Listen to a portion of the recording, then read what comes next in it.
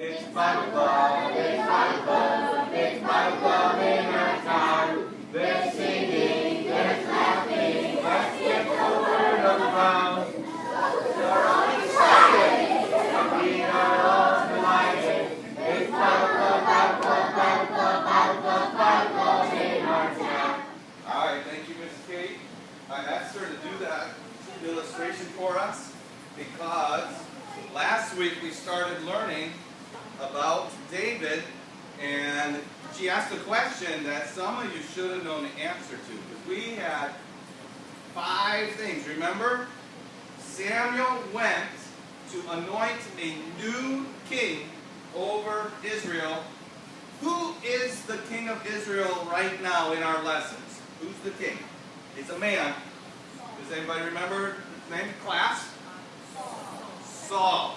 Saul is the king of Israel, but Saul disobeyed God a couple times, and God said through Samuel that he would no longer be king and that he would find a man after his own heart to be king of Israel. Now, then God came to Samuel and said, I want you to go to, do you remember what town that he went to? It's a town that we hear about at Christmas time.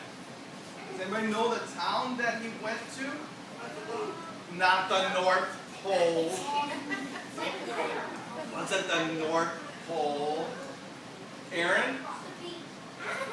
You're just saying that to be silly. I'm not going to call on you if you say things to be silly. I want real answers. North Pole was a good try, but the beach was not. One more chance, and then I'm going to say, call on somebody I think knows. What do you think? Oh, little town of.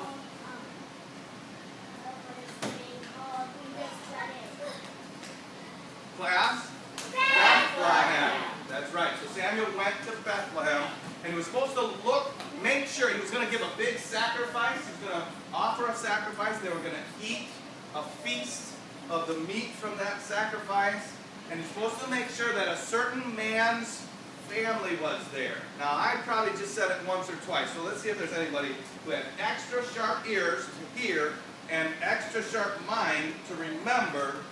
What was the name of the man who's supposed to bring all of his sons to the feast? Cody? Jesse. That's right. Jesse was supposed to bring all of his sons to the feast, and there they were, and Samuel saw the first one, and when he saw the first one, he thought, now that first son of Jesse, he looks like he could be a good king, right? And right then, what did God say to Samuel? He said, nope. He said, God said to Samuel, not him, for the Lord seeth not as man sees, for man looks on the outward appearance. All we can see is the shell of the egg, right? But the Lord looks on the heart. And the second son came, and the third son came, and the fourth, and the fifth, and the sixth, and the seventh. None of them were, God said none of them were the king. And Samuel was like, well, now I thought there was supposed to be, Jesse, do you have another son? And he said, oh yeah, we have one more. Do you remember where the 8th son was? Where was he? He was out in the fields. And what was he doing out in the fields? He was with the sheep. He wasn't playing. He was working. He was watching the sheep.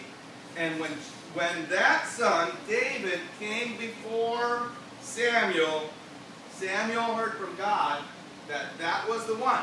That meant that God knew David's heart, didn't he? And what did he know was in David's heart? We talked about these things last week. What was in David's heart? What did we know that David did in his heart? He believed God, right? Remember we talked about people that don't believe there's a God? What does the Bible call somebody who doesn't believe there's a God? Do you remember that? Aaron? Shh. What does the Bible call somebody who doesn't believe God? The Bible says a fill in the blank says in his heart, there's no God. A what? It was close. Cody knows the answer. An atheist? An atheist is somebody who says there's no God. But what does the Bible call an atheist? An atheist is somebody who says there's no God. Says, I don't believe God created anything. I don't believe God is powerful. I don't believe God is anywhere. And the Bible says that somebody that believes that, do you remember it, Aaron? A fool. That's right. A fool. Then God knew that David had a thankful heart. And he knew that David had a dependent heart. He didn't think that he could do everything by himself. He depended on God to help him. He knew that David had a repentant heart. That means that David wasn't a perfect man. He didn't have a perfect heart. But when he sinned, he turned back to God and asked God to forgive him. And God forgives us when we ask for his forgiveness, doesn't he? And then he saw that David had a trusting heart. He trusted God. So, I said at the end of last week's lesson that Samuel anointed David with oil. That was a special ritual that they did to say this man is going to be the king. But David was only probably 16 or 17 years old. How many of you know somebody that's 16 or 17 years old? Yeah. Would you want them to be the king of your country? They're not ready to be king. And David wasn't ready to be king, but God had chosen him to be the king. And so, where did David go at the end of last week's story? Remember? I'll tell you. He went back to the fields with his sheep. Now, the Bible tells us that there's something that David really liked to do. He liked to sing. In fact, he would even write some of his own songs. And his songs weren't like the songs that we hear today, especially not the ones on the radio. Lots of his songs are in the Bible. There's a book called the Book of Psalms, and he wrote more than half of them. So he would write his songs, and he played an instrument. He played a harp. Now, not a big harp. He could carry his harp around, and he would play his harp and sing his songs. And he probably did that when the sheep were all doing just fine. He would sit there and play his harp. And but then, sometimes, the sheep weren't doing just fine. There were wild animals out that liked to eat sheep, right? Yep. Once, a lion came along, right? And another time a bear came along, and David depended, right? He depended on God to give him the strength to protect those sheep. Now, so even though David was anointed king, who was the king at this time? Who was still the king? Kaylee? Saul was. Now, when we look at Saul, he looks like a good man, doesn't he? He was tall. His shoulders were taller than everybody else's head. Everybody would think, whoa, we want him to be our king because he looks like a king. He's strong and he's big. But what could God see? We could see that he's tall and strong. But what could God see? God could see more than just the outside, couldn't he? God could see the inside. Now, we've been talking about Saul for several weeks now. Can any of you remember something or think? Because we've told what Saul was like on the inside. When God looked on Saul's heart, on the inside of Saul, what did he see? We know this because the Bible tells us. But we wouldn't have been able to tell ourselves. Because we could just see the outside. But God looked on the heart. What did God see in Saul's heart? What do you think? What are some things that Saul was in his heart? Ian? Wickedness. Wickedness? Yes, that's true. But let's see if we can think of what kinds of wickedness.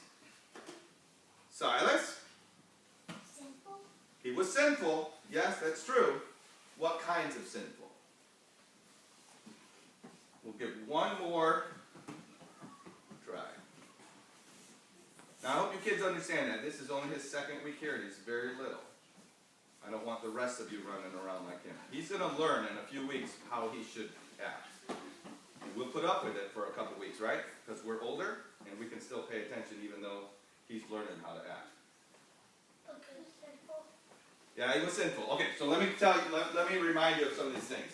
So, David, inside his heart, was a believing heart, a thankful heart, a dependent heart, a repentant heart, a trusting heart.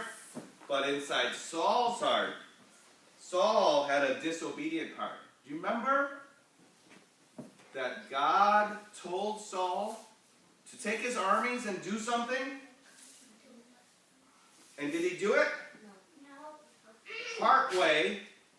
He did it part way, right? But he didn't do it all the way. What is it if we just obey part way? Is it obedience or disobedience? Disobedience.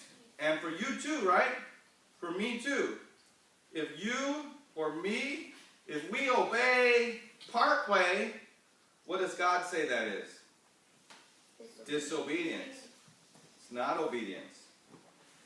Then, the Bible says he was dishonest. What does dishonest mean? You're not telling the truth. You're not telling the truth about something, right? Samuel came to Saul and said, didn't God tell you to destroy these people? And he said, oh, we destroyed everything. And what did Samuel have to say?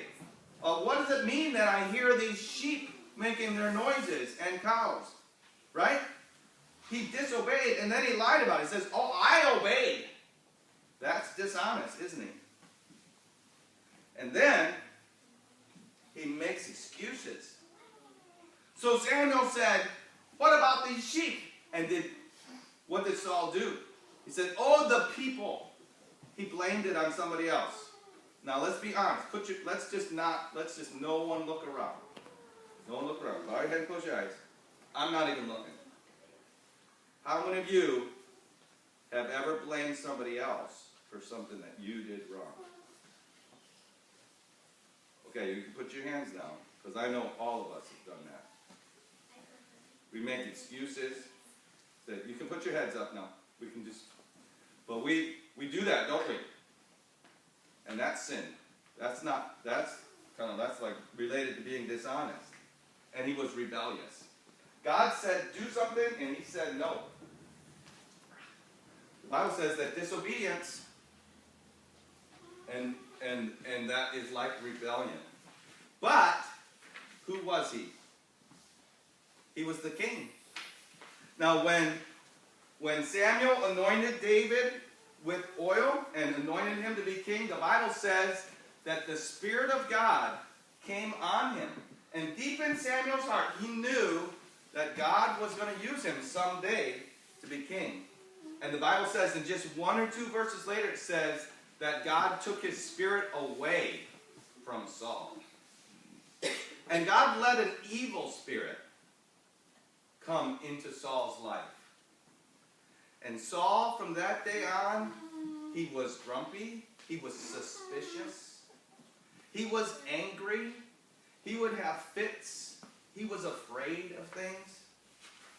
And he was not somebody that you would want to be around. Nobody wanted to be around him. All of Saul's helpers, they would watch him. They were scared that he might get angry with them. He had an evil spirit. His mind was hurting. His spirit, even his body, he would just feel terrible in his body when that evil spirit would really be afflicting him.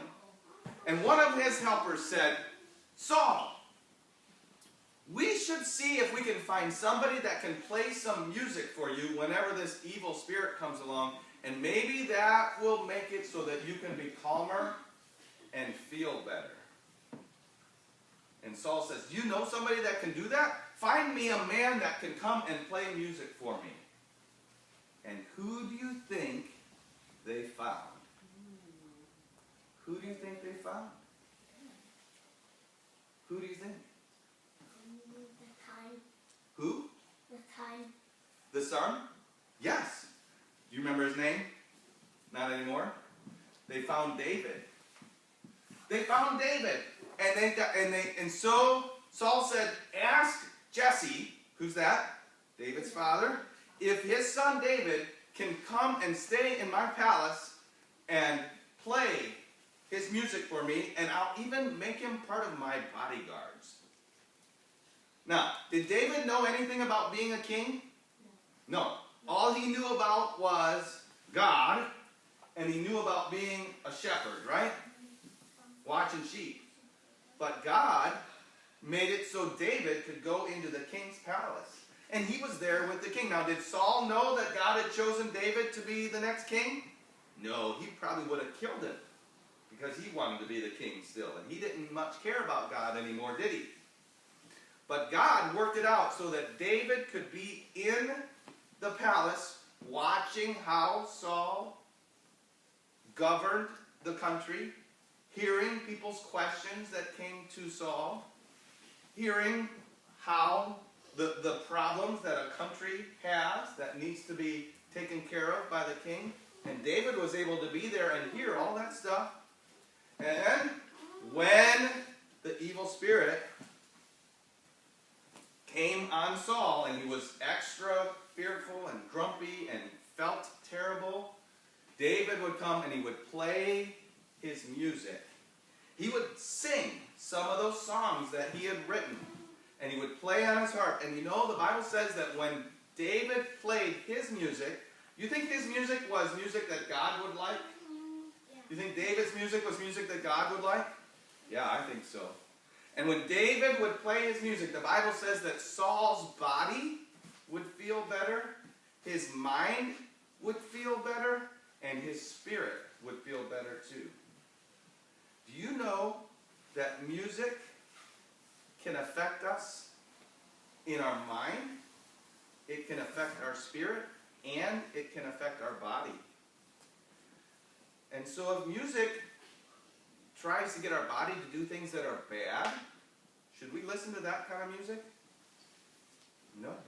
If music puts bad information in our mind or makes us have a bad attitude, should we listen to that kind of music? No. If music is against God's spirit and goes along with the devil or the world's spirit, should we listen to that kind of music? No. Music is very powerful, and this music that David would play helped Saul. And we should think about two things in today's lesson. One, what kind of music do we listen to? Is our music the music like David would have played, or is it different? Yeah. Is it more like, well, does it give us a bad attitude? Does it help us want? Does it make us want to do what we want instead of what our parents want? How about that? Think about it. We want to make sure we listen to good music. And the other thing we need to remember is that God sees the inside of us. And something we should know is that the Bible teaches us that what's inside of us, Jesus said 1,000 years after this, that what's inside of a person will come out. If you're going along and everybody thinks you're a nice person and all of a sudden you say evil, wicked, mean things, you know what that tells us? That's what's inside your heart. Even though people think you're a nice person, if you have a nasty mouth, that's what's inside your heart. Out of the heart, the mouth speaks. So sometimes we can tell what's inside a person, but not by looking, but by seeing what they say, by listening to what they say. So we should remember this, and we should ask ourselves, and we should ask God to help us. You think David wasn't a good man because he did all that by himself? What did he do? Oh, this is Saul. We don't want to be like Saul. He trusted God. When he did things wrong, He repented. He depended on God to help him. He was thankful, and he believed in God. And we should, in our hearts, on the inside, we should do all that. And if we are doing all that in our hearts on the inside, then outside of us, the person that people see will be a nice, godly person if our inside person is godly. If we just try to make our outside person be a nice person, but inside we're ugly, and we're selfish, and we're disobedient, the outside person's not going to stay a nice person for very long at all. So what will you do? What kind of person will you be? And as you get older and realize that you can't change your inside person because we're born sinners, I hope you will remember the things that we've taught you. How that Jesus died on the cross and then rose again so that he can take control of our inside person and help us to be and forgive all of those sins and make it so that we can have fellowship with God.